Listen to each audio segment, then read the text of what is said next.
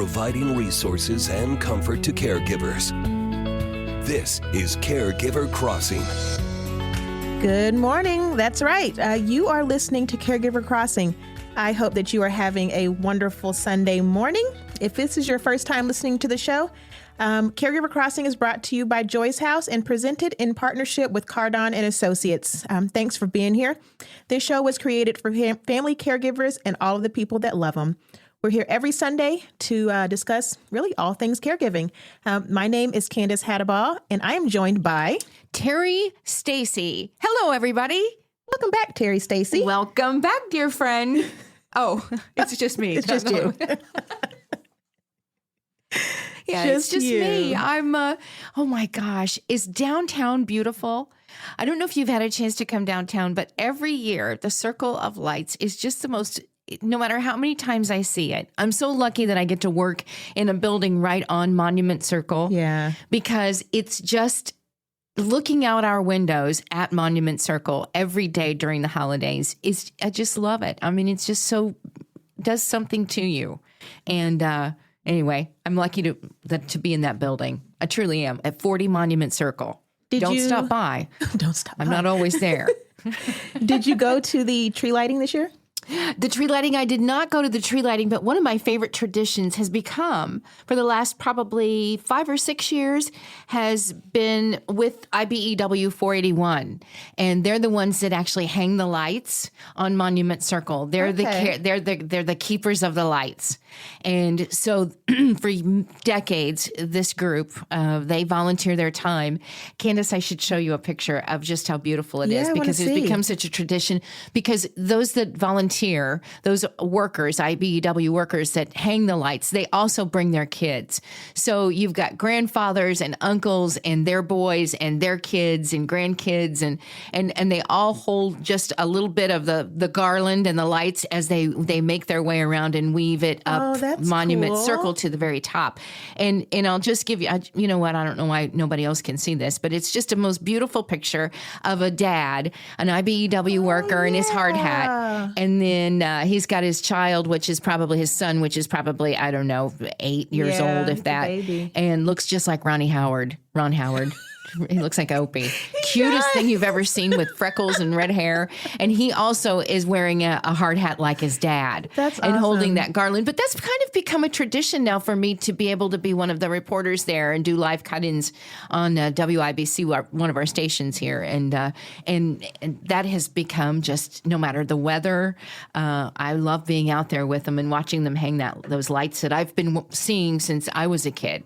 So anyway, that's one of my favorite traditions. And I have millions more, but tell me one of yours. Oh.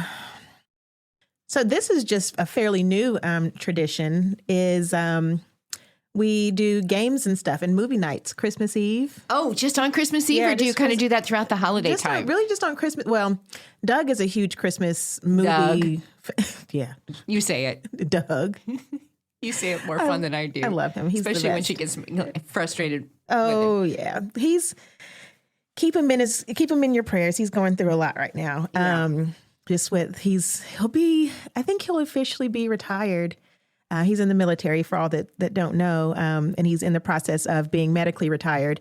But he'll be done probably by, I'd say, February 1st. And he's young. Yeah, he's a baby. He is young. So what is he thinking about what he'll do next? You know, I don't know, but hopefully something. Because he's like, I'm just not going to work for a couple. No, you need something to fill your time. He is he likes to not tinkle. What's it called? Not tinkle. Well, I'm sure he tinkles. Well, he tinkles. But what is it when you just mess are you with saying tinkering? Tinkering. Yeah, he likes to tinkle. He's tinkling around all the time.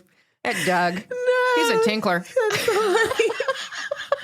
He likes to work on cars and everything, but since he broke his wrist, he's got some limited range of motion and with his dominant hand, so that's kind of slowed him down a little bit. But anyway, he likes Christmas movies, so I watch them with him like year round. Does he like all the Hallmark Channel movies? No, he likes the Christmas Vacation. Those are good ones, though. Yeah. It's kind of part of the tradition too, where there's making sure you see one or two of those. Yeah. Elf, and Elf. all of those. Yes. Even the cartoons. I like the claymation ones. Me too. I think those are my favorite. Yeah, me too. Rudolph and Santa Claus is coming to town. Yeah. So that's probably with my nephews and sister and everything. We do the movies on Christmas Eve. There's so many good ones. Honestly, there's so many good ones, and everything is opened up. Obviously, I mean, and we've got skating rinks all over Indianapolis now. Yes, we do. It's really become part of a cool thing that these parks. A lot of our parks are now adding these ice skating rinks.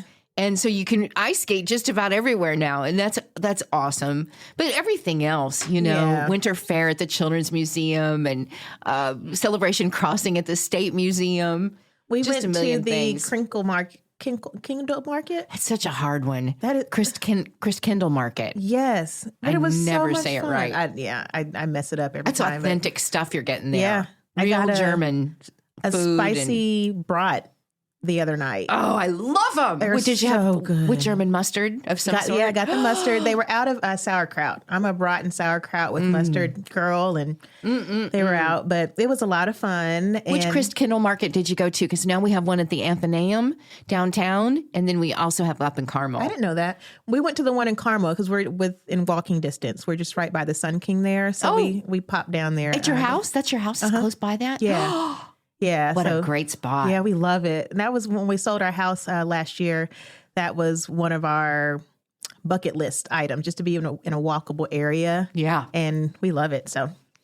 Well, there are so many great events happening around town, and I know so many of you are caregiving right now, and it can also be a really tough time. I know that.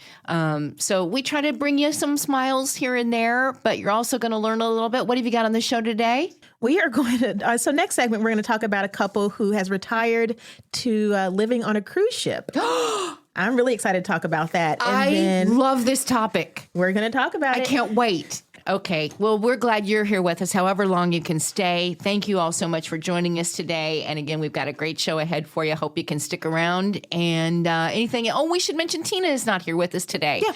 Terry Stacy, Candace Haddabaugh, but Tina is out. We're probably not going to see Tina until about February. Yeah. Well, she'll be back, I'd say, about mid-February. For those of you that don't know, she calls it a minor brain surgery. Yeah. To fix a I don't know what we're calling it. I forget what it's called, but pretty much if you think about the base of your skull where it meets your spinal cord, she's having some leakage back there from her brain. So it sounds like a minor surgery in comparison to other things that the doctors say could happen, but just keep her in your prayers, and we're going to keep chugging along while she recovers. The surgery, I believe, is tomorrow. I think, isn't it the 4th? Yep. Yeah. So she'll have her surgery tomorrow. So yeah, please keep her in your thoughts and prayers. I know she appreciates it, and I believe in them. Yep. Absolutely. I sure believe in them. So absolutely. All right. Stick around. We got a lot more coming up here on Caregiver Crossing. We sure do. We'll be right back, but you're listening to Caregiver Crossing, a show designed for family caregivers and the people who love them. Caregiver Crossing is brought to you weekly in partnership with Cardon and Associates. We're here every Sunday to bring you all the support, education, and hopefully a good laugh. Visit caregivercrossingradio.org to connect with us, hear past episodes, and so much more. That website again is caregivercrossingradio.org. We'll be right back with more Caregiver Crossing right after this.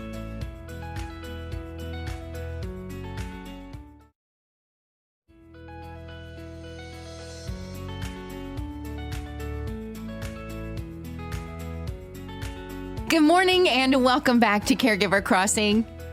Terry Stacy and Candace Haddabaugh. We just want to say a big shout out to all of you that are listening on WIBC, 93 WIBC, and also AM 1310, The Light, both here in Indy, as well as our newcomers, WPFR and Terre Haute. Thank you all so much. We're in Terre Haute. Oh, welcome. I know it. Welcome to the family, everybody. Absolutely. Candace has brought to light this fantastic story that has gotten some attention in print, on air, on television. And this is about more people that are living aboard cruise ships after they're finding out that it really does make financial sense. And we're going to give you an example in this story. Candace, I don't know where this story came from. Just one of your great ones, right? Yeah, somewhere on the internet. Angeline Burke. She's been in love with the open sea since she first embarked on a cruise in 1992. I'm right there with you, Angeline, and I think that's the first cruise I took too. She married her fellow seafarer, Richard, and they cruise around the globe. They love cruising everywhere around the globe. And this does seem to make, now she's 53-year-old. She's 53 years old and she's an accountant. She's just 53.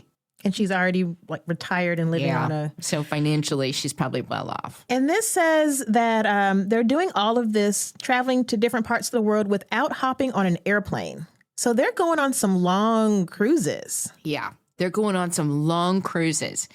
And truly, after crunching the numbers, this couple, again in their 50s, they realized that they could live the rest of their life hopping from cruise ship to cruise ship for as little as $62 a day. Now, I think this was from an Australian. So the money might be different. That A is probably Australian money. Whatever Australian money is. Oh, I don't know how to calculate that. I don't know. But for a minute, $62 a day sounds absolutely fantastic. Because that's food. I'll remember on a cruise ship, you can just eat all the time. Oh, yeah. All the time. And then most of them, they have at least the basic drinks are included. Right. So, I mean, how could you beat this right now? They quit their jobs. Left behind their yet to be sold brick and mortar. And they sailed into the sunset. Oh, it sounds glorious. Would you do this? I would do it in a minute. Just drop everything tomorrow. In a minute. Would you? If I was financially able to do that, well, you're right. Family and everything, that's kind of what keeps you It is. That's anchored. Yeah, most of the time that is what keeps you. But got to think about that. I don't think I could do it forever. No. But I could probably go a couple months at a time, though. Okay, I'll take that. I'll take a couple months at a time. Especially if some of the stops are longer than overnight. Yeah. If you're able to make a 2 or 3 day stop and see the city and not have to worry about lodging there, because you'd be able to go back to the boat and sleep. Absolutely, I can. I would absolutely do it. Let's not forget that the boat also offers you entertainment the whole time. Mm-hmm. I mean, if you don't want to get off the ship and you want to crochet, or you want a needlepoint, or you want to go hear a fantastic speaker, watch a great show, go to the movies, it's a swim. Yeah. Whatever you want to do is still on that ship. And most, if not all of them, have doctors on board. You're so. Oh, now let's think about the medical side of it all. Really, they could take care of you. If you Yeah. had it, what if you had? I mean, heart attack? Yeah, they'll take care of you. Well, you're going to get the best care or the most immediate care right there for a big giant emergency. Yeah. Now, see, I don't know about. I don't know either. I would think that when something super drastic happens, they would probably communicate with the Coast Guard or something and airlift you out. But don't think about that part. No. Don't think we're about here that for the part. good times. No, absolutely. I know she's offered some tips. Would you like to share some of her tips? Yeah, but first I'm curious to know, where would you go? Where would you want to? All around the world. All around. Well, not in the scary parts. I won't travel to, and most cruise ships aren't going to take you to, where they're not going to, I don't know. They're not going to take you into scary area, scary meaning war-torn, conflict, putting you in danger. Although I know it's getting dangerous just about everywhere now. But that's a good point that you bring up. And my mother was on a cruise, had already left for a cruise just before the bombing happened, not too long ago, and they were supposed to go to that area. So I'm on the where they are now. You mean around Israel or around? Yeah, they were going to go over into that area, and I was on the phone with the cruise line, and they had already rerouted them. They had already planned to reroute them before it had even happened. About that. I didn't even think about cruise ships going in that direction. Yeah. Cruise ships that I'm aware of go to Alaska, up around Canada. Oh, they go all over. Then you could go down to the Bahamas. Yeah. Around the islands. They go everywhere. But I didn't even think about going, although I want to tell you, Israel is like a dream trip. Yeah. I would love to go to Israel. Me too. They rerouted them to Turkey instead. So she did Turkey and Greece. Oh, and all Greece of is that another area. one Oh. that I'm told is just spectacular. That's on my list. I do want to see the Northern Lights. So you say Alaska. Me too. So that's let's We do keep it. getting closer, which is interesting. In the last couple of years, we keep getting more news reports that some places, some parts of our country are seeing northern lights, not just up in Canada. They're coming. The lights have been seen in northern Indiana just a couple of weeks ago. Really? Yep. Do they know why? Oh, I don't know. Is it climate change? Well, I don't know. Who knows, I don't know. Terry? But anyway, I love this idea, and more people are thinking about this as they get into their 50s. They're thinking financially, this might be a good thing, a fun thing, and a doable thing, quite doable. Especially it's only $62 in Australia. Especially if you work remote, you just get the internet package and you can work from anywhere on the ship. Yeah. But as Angeline says in one of her tips is, just make sure you enjoy being at sea, because you may think you enjoy being at sea, but maybe like after 2 weeks, you're like done with this. Yeah. I want to go home. Yeah, and maybe start with the shorter trips just to get a feel for it. She also says sign up for loyalty programs and keep an eye out for deals being offered by multiple cruise lines. Ooh. So they probably line hop instead of just sticking with one cruise line. I bet they do. That makes sense. It's a good idea. Line hop is cool. I like the words. Line hopping. I'm line hopping. Sorry, darling. I'm line hopping this week. Next. Be flexible with travel dates and try to stay in a geographical area as long as possible to cut down on travel costs between ships. Oh. If you're line hopping? If you're line hop. And I wonder if you can take a ship from Miami to the Bahamas and then switch cruise line and go from the Bahamas to, I wonder if that counts as, Well, I don't know. I think this is worth looking into. I do too. Terry, you want to do number 4? Stay away from beverage packages. Stay away from beverage packages. Now, I do know that this is where it's going to get you. You're going to get the beverage packages look really good. And we're talking about not your soft drinks and your iced teas and everything. Yeah, they're probably But there are beverage packages that do come up and you think that's the way to go. But that's also going to take you away from your $62 a day. Yeah. That's where your expenses are going to come. Just keep it stocked in your room. You'll probably save some money. And finally, keep track of your costs and be mindful of your budget. Don't get carried away with purchasing items or with gambling in the casino. Always an argument in my house. Stay away from the casinos. This is not a holiday, but a way of life. That would be tough. Yeah. To know that you could walk on down to the casino at any time you want to, because you can turn that $10 into $5,000. You just know it. 9 times out of 10, it ain't happening. Nope. And then there's going to be a fight. Save yourself the trouble, ladies and gentlemen. Stay away from the casino. You're listening to Caregiver Crossing, a show designed for family caregivers and the people who love them. Caregiver Crossing is brought to you as a service of Joyce House in partnership with Cardon and Associates. With locations in Broad Ripple and near the University of Indianapolis campus, Joyce House provides exceptional day services for individuals living with a life-altering diagnosis and compassionate support for family caregivers throughout the community. At Joyce House, we believe that everyone deserves to live their best life, regardless of their abilities.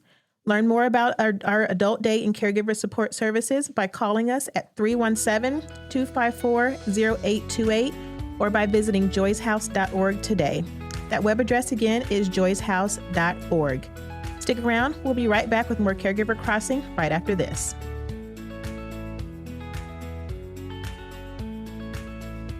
Terry Stacy, along with my friend Candace Hadabaugh, sitting next to me. Listen, Cocktails and Caregivers. You like that name? It's a catchy name. But this organization was created to support family caregivers and is so much more. I'm so glad to reconnect with our guest. We are joined by the founder of Cocktails and Caregivers, Amanda Clark-Wahl. Amanda, it's great to have you here with us on this show, and it's also good to get to talk to you. You doing okay? Yes, I am. It's amazing, you just talking about connecting with me a long time ago and how long this journey has been. It just was recently 9 years since my husband passed away, and the word caregiver even became anything I knew about. So yes, it's been a long journey and a lot of ups and downs, but I'm in a really beautiful place right now. Amanda, when we first had a conversation with her, she was the first thing that struck me was this young, beautiful couple and what they were going through. And Amanda, if you would, I want you to tell everybody about yourself and the inspiration behind founding Cocktails and Caregivers. Yeah, my husband, Joe Clark, was 28 years old when he was diagnosed with colon cancer, and I was his fiance. I was young. We were early in our careers and had moved to Florida to start our life together, and we ended up in the hospital in kind of an emergency situation, and all of a sudden, very big words were being thrown at me about cancer and a mass and chemotherapy and surgeries and lymph nodes. And I remember kind of looking around like, where's my mom? Like, I'm not even old enough to do this. I don't even know what any of this means. And someone walked in and said, "Are you his caregiver?" And I was like, no, I mean, no, yeah. I'm not an old lady. What is this? Right. And I just had absolutely no idea what that role meant, what my life was going to look like, and how at that very moment, everything changed for me. And as I continued to care for him and as a young wife and then a young mother, everything that mattered in my life changed so fast. And it was really just a really eye-opening experience, and why I became so passionate about giving a voice to caregivers, about caring for them, about trying to make caregiving feel cool when it's not, but to offer support and fill the cups of caregivers who are just giving everything they have for the people they love. That's what struck me, Candace, about her is that this young couple who had really just begun their lives together, she, as you heard her mention, with a child. And if I remember, you were traveling back and forth. Were you going back and forth to Texas? Yeah. I think, or we was were, it Florida? Yeah. For treatments, and they fought so hard. They fought so hard to keep young Joe alive. Anyway, Candace, I'm sorry. This all coming back to me when I first met her about what they were going through. Yeah. Go ahead, Candace. I'm sorry. I'm just curious, Amanda. You heard the word caregiver, and you say that's not me, but at that moment that was you, that became you. Where did you go from there? How did you learn what you needed to learn and find the support that you needed during that time? I think it really was, people tell you, a day at a time. It became an hour at a time, sometimes minutes at a time, as you're managing everything. I mean, and I just think that's why the caregivers are kind of this silent person holding it all together. And when I started talking and connecting with other caregivers, it didn't really matter what our story was or who we were caring for or what the diagnosis was. We all had one thing in common, and we all felt very invisible.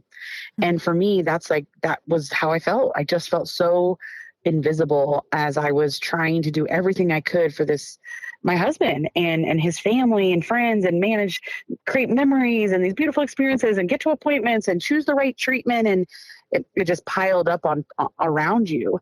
And when my husband died in 2014, I was kind of left feeling like, what now? This has been my whole life. This is all I knew. It was the few times in your life where you knew you were everywhere you were supposed to be was right there by his side and caring for him. Mm-hmm. And suddenly that was gone.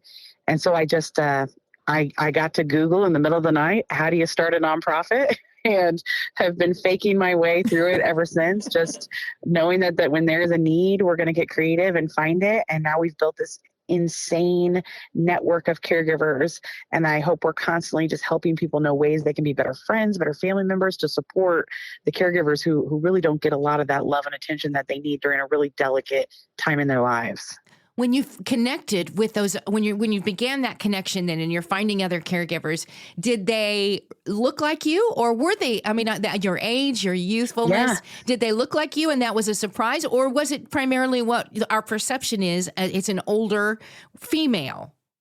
No, so we started a blog, my husband, Joe, and I, and it was called Cocktails and Chemo, because we had traded in our cocktail dates for chemotherapy. And that was the very beginning of this journey. And so we just authentically told our story, the good, the bad, and the ugly, and the real ugly sometimes. And as the more we shared, the more we started connecting with all of these other caregivers who were like, oh my gosh, we're going through this too. We're in our 20s.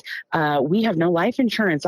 We have no health insurance. How do you navigate these things? And no one had ever walked this journey before before, I mean, I had strangers texting me in the middle of the night that became my lifeline because they were living a similar story to mine. And I don't think we would have ever found each other if we hadn't been willing to share the truths and the authentic things that were going on in our really dark time through his diagnosis.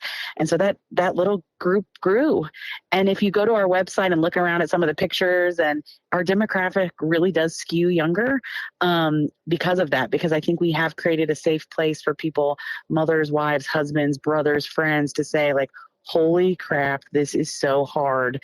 And here I'm allowed to say that. Yeah, absolutely. You're hearing the voice of Amanda Clark-Wahl, the founder of Cocktails and Caregivers. Amanda, tell us where you are today. What's going on with your organization and all the caregivers you're supporting? Yeah, so I moved back to Indianapolis in 2016 after my husband passed away.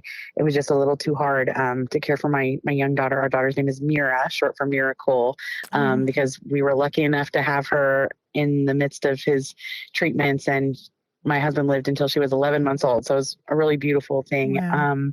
So our nonprofit, we now have more than 20,000 followers on our social medias. Wow. We have, it's insane. We just recently won an award for $100,000 in a grant to help us live our mission. And we just continue to keep, thank you. Cool. We just continue to keep faking our way through it and growing and building this safe. People ask me like, how do you do it? I'm like, I don't know, but it's really, really, it's been an amazing thing to create these needs just based off what I went through. So we have an event where other caregivers can meet, and we pamper them and we fill their cup and we give them wine and gifts and massages and whatever it takes to make them feel seen so that they can turn around and go home and care for the people that need them. And so we're growing. And then, personally, I remarried last year to a wonderful guy named Chris, and we just had a baby in February. Oh my gosh. Congratulations. Oh my gosh. You. So many congratulations, right? I mean, this is an amazing, Amanda, why don't you wait for us? Because we still have more calls. Yes. We still want to have more things we want to talk about. Can you stick around for a minute? Sure can. Yeah. Okay, deal. All right. We'll be back. Candace, go ahead. We'll be right back. She's awesome.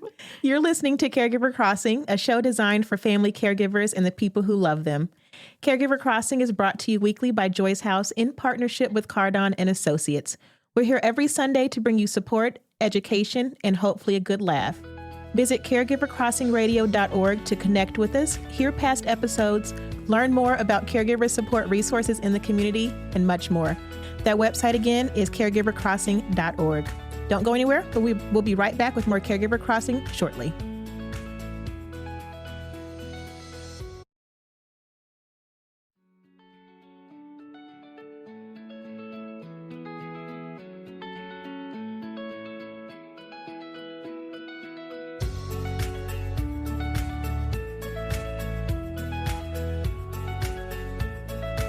Welcome back to Caregiver Crossing. We've got just a few more minutes here, but we are going to continue our conversation with Amanda Clark-Wahl, founder of Cocktails and Caregivers. Amanda, during the break there, you were mentioning that you've got a new grant program for caregivers. Can you tell us about that?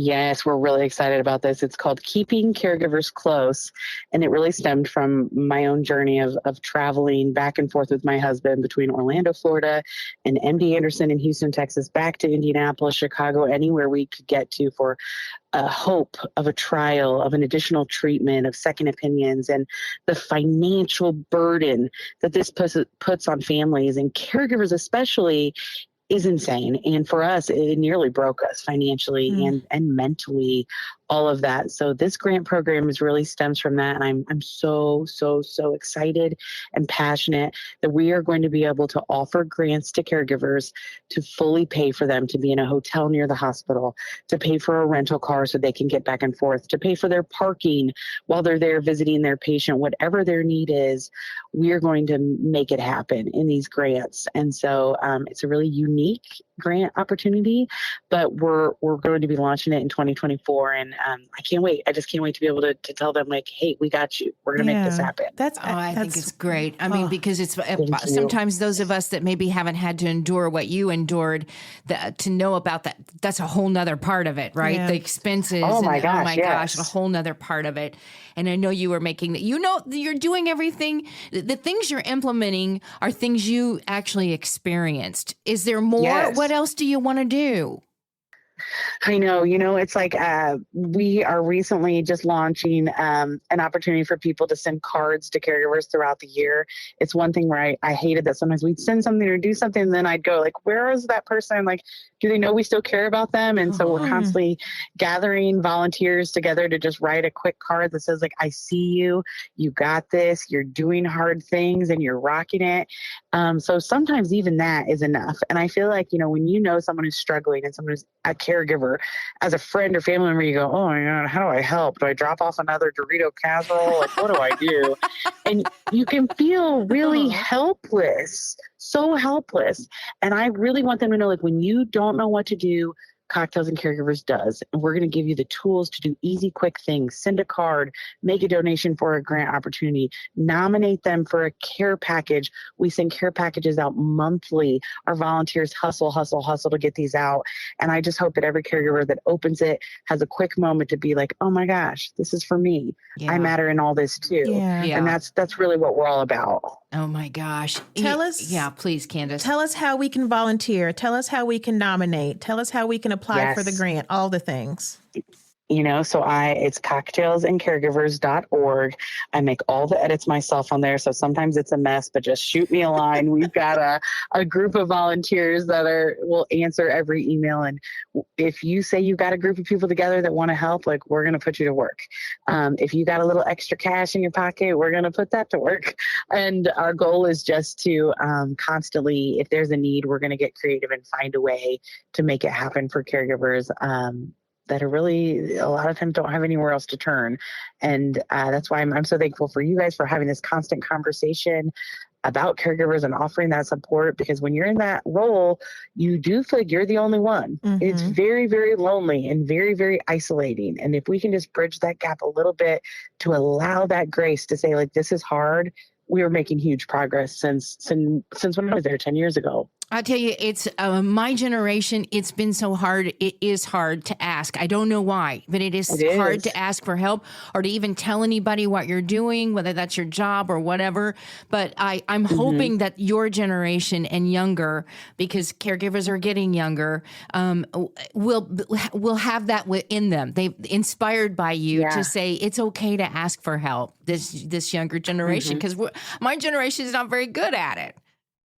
It's hard. It really is. It really is. And I look at my daughter, she's turning 10 here in just a few weeks. And she was just barely 1 year old when her dad died. And I feel like this legacy that we're giving her to honor her grief, to honor her dad, and to realize that when you're feeling lost, sometimes helping someone else can help you find yourself again.